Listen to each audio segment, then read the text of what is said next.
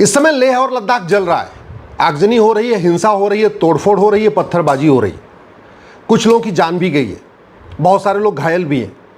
BJP का जो office था उसको फूंक दिया गया। ये सब कुछ हो रहा है, जांच होगी, उसके बाद पता चलेगा इसके पीछे कौन लोग हैं, कौन सी शक्तियां हैं। लेकिन एक बात मैं जानता हूं, जब तक कांग्रेस के 100% कानून खत्म नहीं होंगे, भारत सुरक्षित नहीं हो सकता। भारत को बर्बाद करने के लिए कांग्रेस ने 2010 में कानून बनाया था, इसका नाम है FCRA। इस FCRA के जरिए अलगाववादियों को फंडिंग होती है, आतंकवादियों को फंडिंग होती है, माओवादियों को फंडिंग होती है, नक्सलियों को फंडिंग होती है, जिहादियों को फंडिंग होती है, मिशनरियों को फंडिंग होती है। इस FCRA के जरिए भारत में उन सभी NGOs को फंडिंग होती है जो देश विरोधी काम करते हैं। इसी FCRA के जरिए चीन से भी फंडिंग आ रही है, वो NGO चीन के लिए काम कर रहे हैं। इसी FCRA के जरिए बहुत सारे NGOs को अमेरिका से फंडिंग आ रही है, वो अमेरिका के एजेंडे को आगे बढ़ा रहे हैं। जो भी भारत के देश हैं, उनकी जो फंडिंग आ रही है, स्वाभाविक सी बात है वो NGO उन्हीं के लिए काम करेंगे जो उनको फंडिंग दे रहा है। तो देश को सुरक्षित करना है, भारत को एक बचाना है, भारत में अराजकता को रोकना है, तो सबसे पहले फंडिंग रोकनी पड़ेगी जो विदेश से आ रही है, और वो फंडिंग आ रही है FCRA के जरिए। ये कांग्रेस ने 2010 में इसीलिए बनाया था क्योंकि यहाँ के NGOs को आराम से फंडिंग हो रही है। बहुत सारे नेताओं के NGO को फंडिंग हो रही है, अभिनेताओं के NGO को फंडिंग हो रही है, बहुत सारे लेखकों को FCRA के जरिए फंडिंग हो रही है, तथाकथित बुद्धिजीवियों को फंडिंग हो रही है, माओवादियों को फंडिंग हो रही है, वामपंथियों को ज़्यादा बहुत बड़ी फंडिंग हो रही है। इसी FCRA के जरिए छाऊर जलालुद्दीन को फंडिंग हो रही थी जो भारत में धर्मांतरण करा रहा है। इसी FCRA के जरिए लव जिहाद की फंडिंग होती है, NGOs को फंडिंग होती है, वो पैसा फिर ट्रांसफ़र कर दिया जाता है। तो इस FCRA के जरिए भारत में घुसपैठियों की मदद करने के लिए फंडिंग हो रही है। बहुत सारे वकील हैं, उनके NGOs बने हुए हैं, उनको फंडिंग आ रही है, तो उनके NGO को फंडिंग आती है, फिर वो जो वकील है वो घुसपैठियों के पक्ष में हाई कोर्ट, सुप्रीम कोर्ट में खड़े हो जाते हैं। देश को अगर बचाना है तो सबसे पहले विदेशी फंडिंग रोकना पड़ेगा, और विदेशी फंडिंग को खत्म करने के लिए सबसे आवश्यक यह है कि FCRA को खत्म किया जाए। दूसरा, जो विदेशी बैंकें हैं, मैं नाम नहीं लेना चाहूँगा, भारत में बहुत सारी विदेशी बैंकें हैं, उनके ऑफिसेज यहाँ भारत में हैं। उसमें वेस्टर्न यूनियन भी है, HSBC भी है, अमेरिकन एक्सप्रेस भी, बहुत सारी बैंकें। सारी बैंकें खराब नहीं हैं, लेकिन कुछ विदेशी बैंकें भारत में बाहर से फंडिंग करवा रही हैं। भारत के पैसे को विदेशी पैसे को भारत में अलगाववादियों को फंडिंग करा रही है। और फंडिंग कैसे करा रही है? वो जब पैसा ट्रांसफ़र करती हैं तो उसमें RTGS और NEFT यूज़ करती है। RTGS NEFT यूज़ करती हैं, हमारा RBI का सॉफ्टवेयर पकड़ ही नहीं पाता। मेरी PIL चल रही है कोर्ट में, यूनिफॉर्म बैंकिंग कोड के ऊपर। तो विदेशी फंडिंग रोकने के लिए सबसे पहले क्या करना पड़ेगा? आपको FCRA खत्म करना पड़ेगा। दूसरा, एक यूनिफॉर्म बैंकिंग कोड लागू करना पड़ेगा। जो भी बाहर से पैसा आ रहा है उसमें ट्रांजैक्शन के ऊपर साफ साफ लिखा होना चाहिए भेजने वाला कौन है, एड्रेस क्या है, उसका मोबाइल नंबर क्या है, जिससे कि सरकार आराम से वेरीफाई कर सके ये भेजने वाला है कौन। किसान आंदोलन की बहुत बड़ी फंडिंग कनाडा से हुई थी, ऑस्ट्रेलिया से हुई थी, और बाकायदा बैंकों के जरिए हुई थी। RBI कुछ नहीं कर पाया, वित्त मंत्रालय कुछ नहीं कर पाया। क्यों? क्योंकि हमारा जो सॉफ्टवेयर है वो तो ये देखता है कि इस पर IMT लिखा है, RTGS लिखा है, NEFT लिखा है। अगर RTGS NEFT लिखा हुआ है तो हमारा RBI का सॉफ्टवेयर सोचता है ये भारत के अंदर का पैसा घूम रहा है। जब बाहर से पैसा आता है तो उस पर लिखा होना चाहिए IMT, इंटरनेशनल मनी ट्रांसफ़र। लेकिन ये जो प्राइवेट बैंकें हैं ये IMT लिखती नहीं है, NEFT RTGS कोड यूज़ करती हैं, इसलिए सरकार को पता नहीं, वित्त मंत्रालय को पता नहीं, RBI को पता नहीं, और कोर्ट में आके क्या जवाब दे रहे हैं? हमारे पास ये गाइडलाइन है, ये गाइडलाइन है। अरे भैया, तुम दुनिया भर तुम्हारी गाइडलाइन किस काम की? जब तुम फंडिंग रोक ही नहीं पा रहे हो, विदेश से पैसा आ रहा है अलगाववादियों, कुछ रोक ही नहीं पा रहे, चाहे वो कश्मीर के अलगाववादी हो, चाहे वो छत्तीसगढ़ के अलगाववादी हो, चाहे वो उड़ीसा के माओवादी हो, चाहे वो असम में जो विदेशी वहाँ पे काम चल रहा है उसका है। जब आप फंडिंग नहीं रोक पा रहे तो आप नियम कानून बना के बैठे रहो। तीसरा, सबसे इंपॉर्टेंट है, भारत में ये अमेरिका का जो फेडरल पिनल कोड है, ऐसा ही भारत में एक भारतीय दंड संहिता बनाई जाए। ये अमेरिका वाला एग्जाम्पल मैं इसलिए दे रहा हूँ, वहाँ ना 50 कानूनों का मकड़जाल नहीं है, सिंपल एक कानून है, इसी में 150 धाराएं हैं, यानी 150 अपराध के लिए 150 चैप्टर बना रखे हैं। हमारे यहाँ हर अपराध का एक अलग से पूरा कानून बना हुआ है।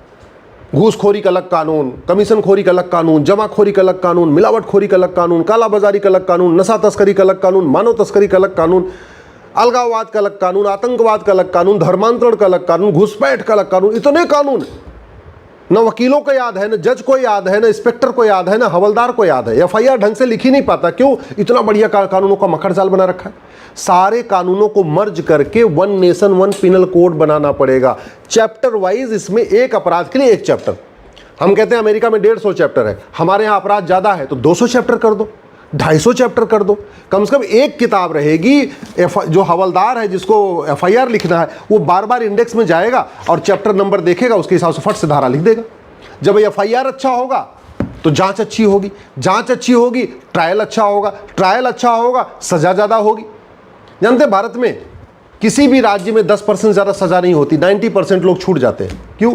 क्योंकि ढंग से एफआईआर नहीं लिखा जाता। एफआईआर लग गया तो ढंग से जांच नहीं होगी, अगर ढंग से जांच भी हो गई ढंग से ट्रायल नहीं चलेगा, और ट्रायल भी चल गया तो जजों की कितनी क्वालिटी सबको पता है कि दिल्ली का जो डिस्ट्रिक्ट कोर्ट का जज है उसकी क्या क्वालिटी है और छत्तीसगढ़ के जज की क्या क्वालिटी है, मुंबई के जो सेशन कोर्ट के जज है उनकी क्या क्वालिटी है, और आप देख लीजिए उड़ीसा के सेशन जज की क्या क्वालिटी है।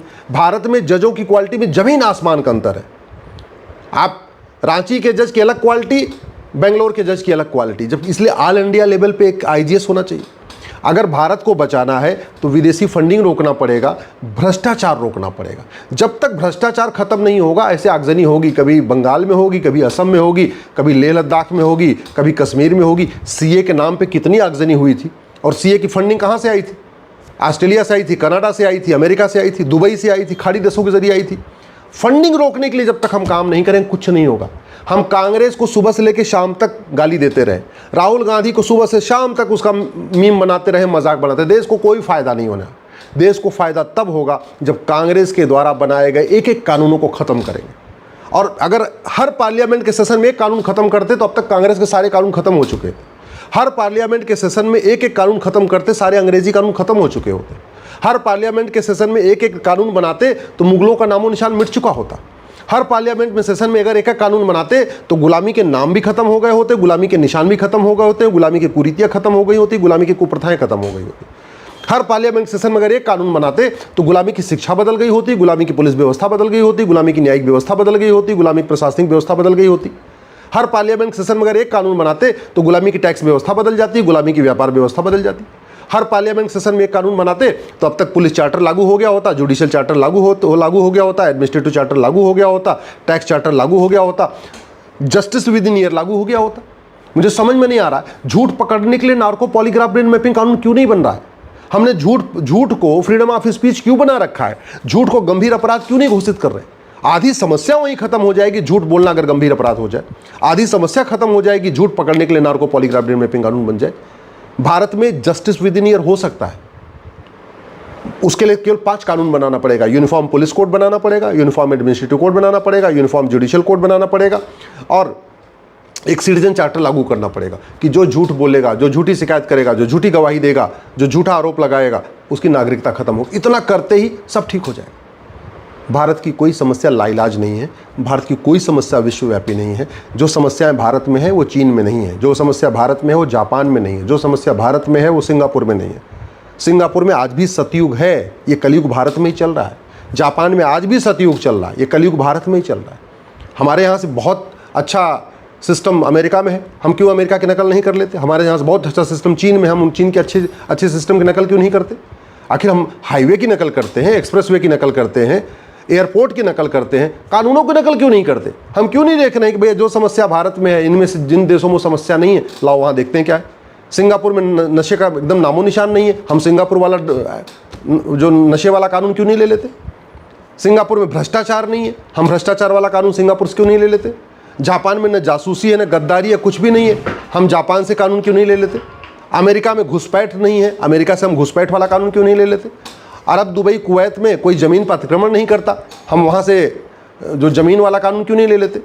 भारत की कोई समस्या लाइलाज नहीं है, भारत की कोई समस्या विश्वव्यापी नहीं है। यहाँ का कानून घटिया है, न्यायिक व्यवस्था सड़ी हुई है, कोई रिस्पॉन्सिबिलिटी नहीं है, कोई अकाउंटेबिलिटी नहीं है। जज के घर में नोटों का बोरा मिलता है, फिर भी आराम से जज बने हुए हैं, और वहीं एक व्यक्ति 100 रुपये के लिए बेचारा 39 साल 40 साल वो मुकदमा लड़ता है, तब जाके वो बरी होता है। तो ये जो सिस्टम है ये सड़ा हुआ, इसको जब तक नहीं बदलेंगे, ज़मीन स्तर पे कोई बदलाव नहीं आएगा, तब तक वास्तव में आम जनता को कोई फ़ायदा नहीं होगा, तब तक भारत सुरक्षित नहीं होगा। इसलिए मैं हाथ जोड़ के निवेदन कर रहा हूँ, मुगलों के नियम कानून ख़त्म करिए, अंग्रेज़ों के नियम कानून ख़त्म करिए, कांग्रेस के नियम कानून ख़त्म करिए, तब देश सुरक्षित होगा।